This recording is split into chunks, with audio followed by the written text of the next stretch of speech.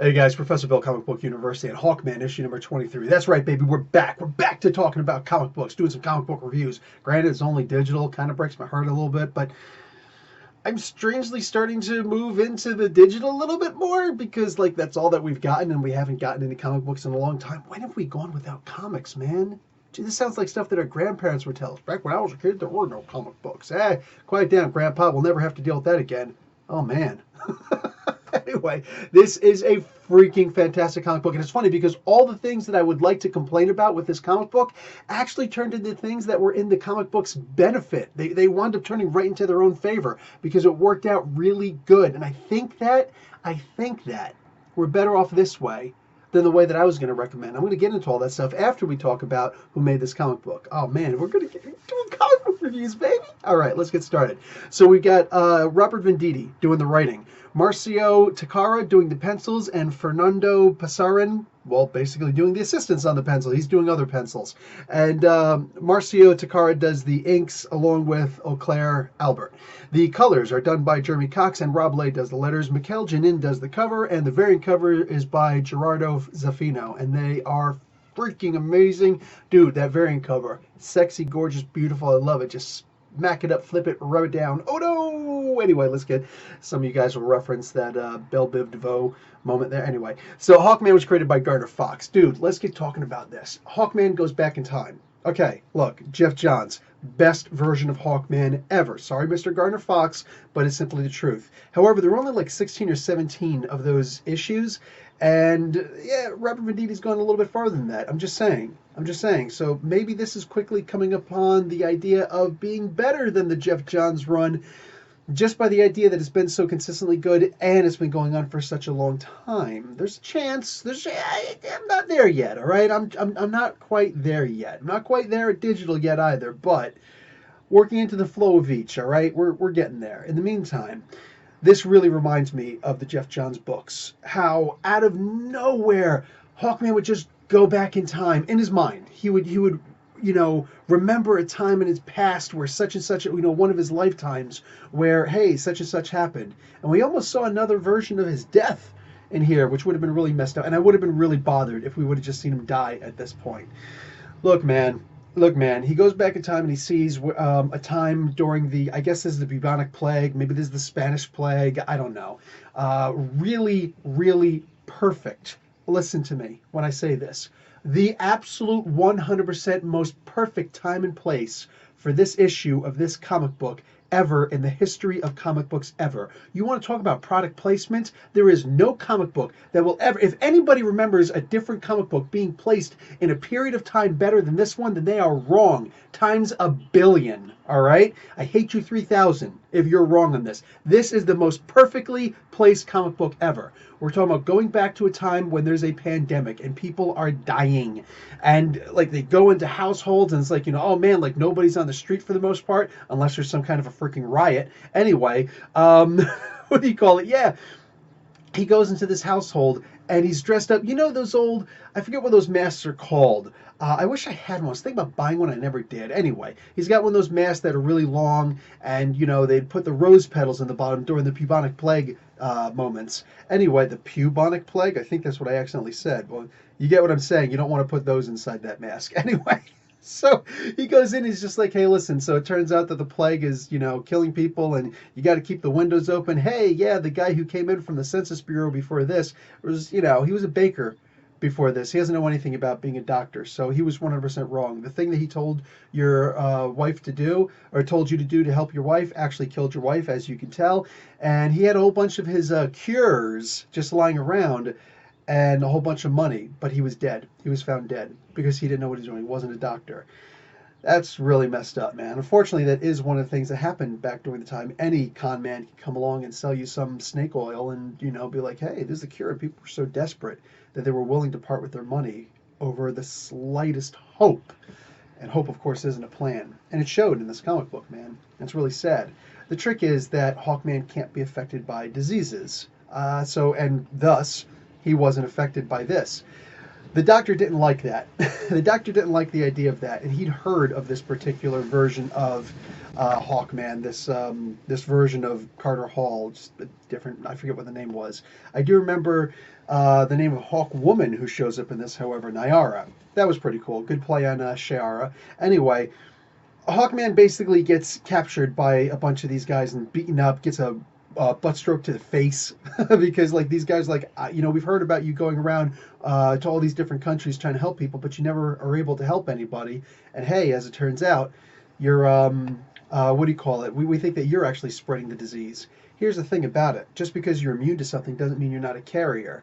And at the end of the day, I didn't see any evidence in this comic book to show otherwise. I also didn't see any evidence to show that this guy actually knew what the hell he was doing. Hey, he put roses in his, thing, the mask, which was shaped like a hawk, which, sorry, that has got to be one of the best freaking ideas that I've ever seen for a Hawkman. How do you not see something like that and say, hey, you know what? Because I know every single time I've walked into a Halloween store, around that time of year, I would look in, I'd be like, dude, they should make one in the shape of a beak. I'm saying I would totally buy it. You know what I'm saying? But it is what it is. Well, it turns out Reverend Venditti apparently had a very similar idea. So, what happens now? I think that he is actually spreading that disease all over the place because we didn't see anything to show that he actually knows how to cure anybody. He's seen the way to not cure people, cool, but he keeps on going to different houses. He's basically just collecting info and he's not really helping anybody. So why would he do such a stupid thing? Well, let's remember what's been happening since the beginning, I believe the second volume of this run from Venditti. Hawkman has to help people. And the more people he helps, the more he catches up to the number of people who he's killed. So at the end of the day, even though he may not be helping anybody, he's trying. He's trying. And if he fails at helping 1,000 people, 1,000,000 people, but he helps just one of them, that helps his number. And maybe that'll help him to help more people. Let's face it, not only are these people desperate, Hawkman is desperate also. And I love it. I love it. Why does Hawkman always help people? Even if he never remembered those memories of the past, at the end of the day, there's still that instinctual, hey, every lifetime I'm always drawn to Shiara. Hey, every lifetime I want to be a hero. At the end of the day, that's the thing that was such an amazing anomaly about the Earth 3 Hawkman, the Sky Tyrant, because he wasn't a hero. There's never been a version of Hawkman who wasn't a hero. And that's one of those things that just makes me love this comic book. Every time I find something wrong about this comic book, with the exception of the Spanish, dude, I used to live around a bunch of Spanish people when I was younger. Wound up moving multiple times in my life, and unfortunately never really hung around too many Spanish-speaking people. Now I'm around Spanish people again, and my Spanish is kind of improving. I used to be halfway decent at it. Now I'm like trying to get back to halfway decent or a quarter decent. Anyway, so my Spanish isn't great. So unfortunately, when I'm reading these Spanish things in here, the first one I looked up, it was the Census Bureau. Then there's like the other thing where it says demonio. It's okay. That's obviously demon. There's another thing in there where I was like, I think they're saying curisa. They're saying, give me the cure. I think they're saying that. But I'm tired of looking up stuff on Google. So I'm imagining that's what it is. Literally, this is the only complaint that I wasn't able to rectify in my mind. You know what I'm saying? It's like, stop with the freaking Spanish. I don't want to be looking stuff up on Google Translate or guessing at what it means. And it turns out, because at first I'm thinking it means the Census Bureau, as opposed to the Census Bureau, yes, as opposed to the Bureau of Censorship. Because at first that's what I thought it said. I'm like, I'm with the Bureau of Censorship. So this isn't Hawkman, because Hawkman would never do something like that, right? But I looked up, it's like, oh, it's basically a version of the Census Bureau.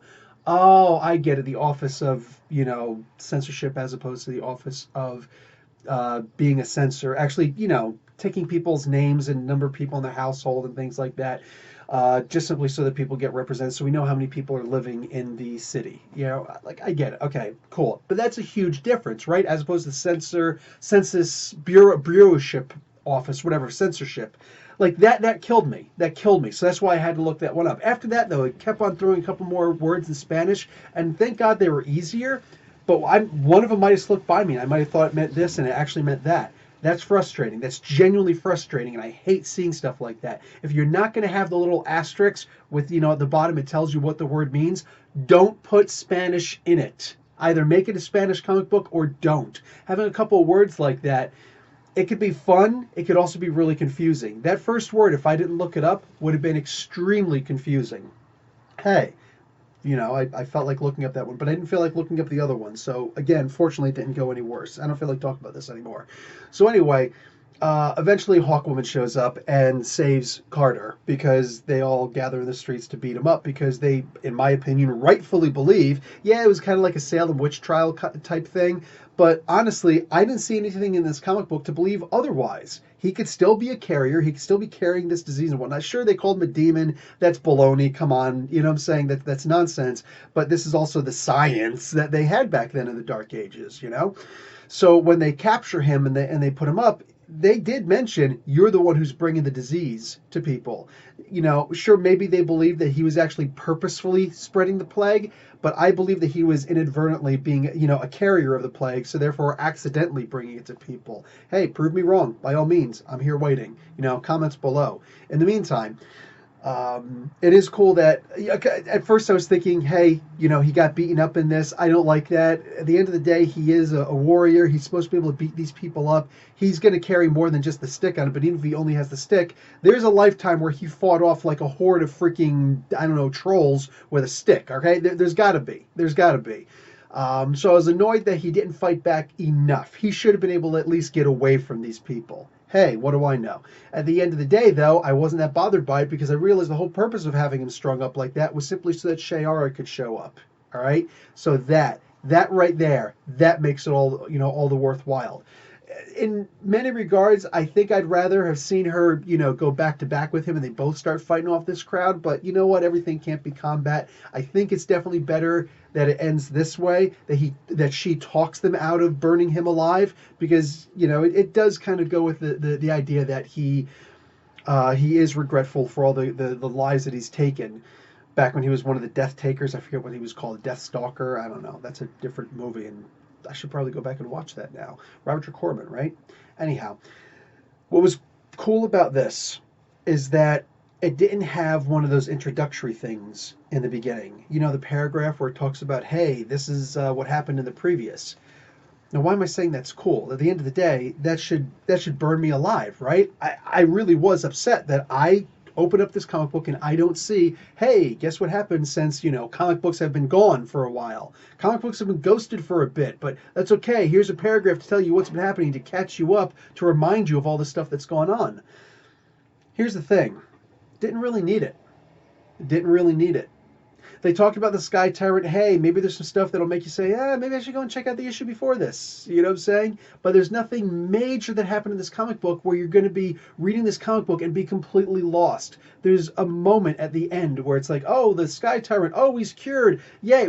So for one thing, maybe I'm just mostly happy that this Year the Villain nonsense is gone. You know what I'm saying? Hey, it was handled really well in this comic book. But everything else Year of the Villain was just for me, right? Supergirl was okay. But anyway, like, I was really bothered by the Year of the Villain event. But they've squashed it. It's quashed right now. It's gone. Done. Bye. Peace out. You know, don't write. I don't want to know you anymore. Anyway, I love that. I love that it's over. As far as, you know, not telling us what happened recently, the way that the comic book was laid out, you could read this comic book, and literally, if you've never read anything Hawkman before this issue ever, you could still look at it and go, oh, I think I get it. I think I get it. Okay, cool. I guess I will go back and read some of this stuff. It sounds pretty interesting. Hey, and now Shiera and Carter are on the same page. They're together. They understand what's going on. Hopefully she's understanding all of her past lives through time and space at this point, just like Carter. Holy crap, could we wind up having a Hawkman and Hawkwoman comic book at some point?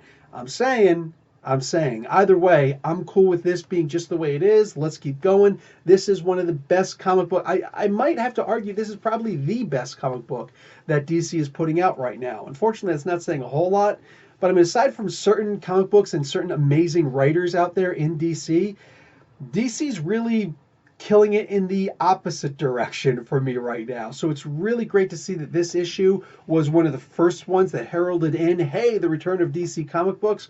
I'm very happy. I hope to one day be able to get my hands on that variant cover. The regular cover is awesome, but that variant cover, just if I'm going to pick one, that's the one I'm going to be picking. But hey, we don't have to only choose one, do we? We've been saving our money for all these comic books over this past month or two, right?